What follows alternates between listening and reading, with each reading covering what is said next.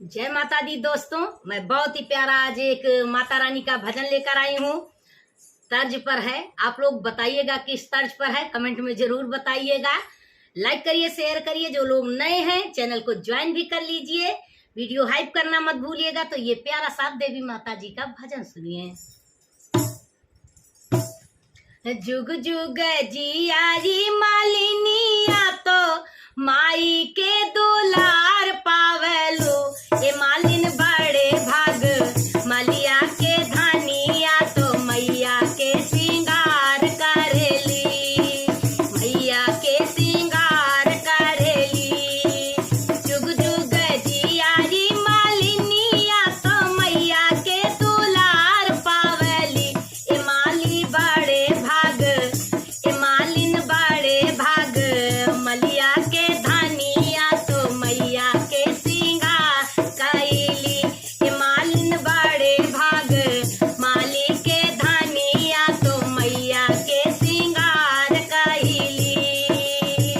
उगते सूरज जाके माई के जगावलो, उगते सूरज जाके माई के जगावलो।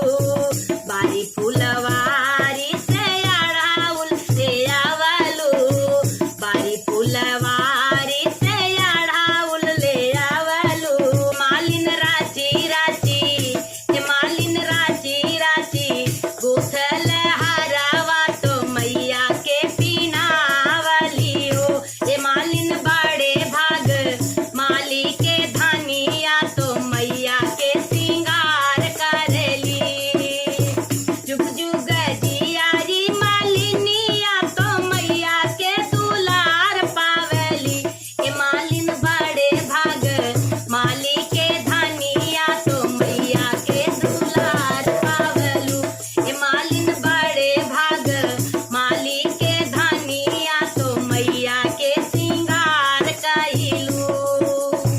जुग जुग जियाई मालिनिया तो माई के दुलार पावलू।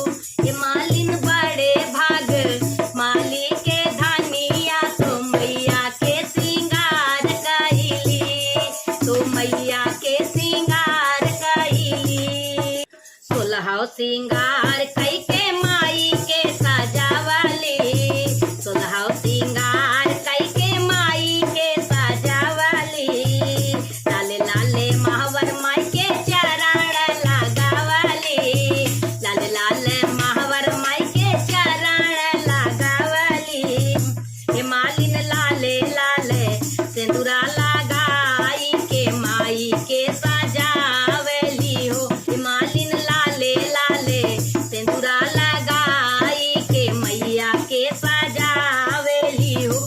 हे मालिन बड़े भाग माली के धानिया तो मैया के सजावली हो। हे मालिन बड़े भाग माली के धानिया तो मैया के सजावली हो। जुग जुग जियाई मालिनिया तो माई के दुलार पावेलू। हे मालिन बड़े भाग माली के धानिया तो मैया के श्रृंगार कैली।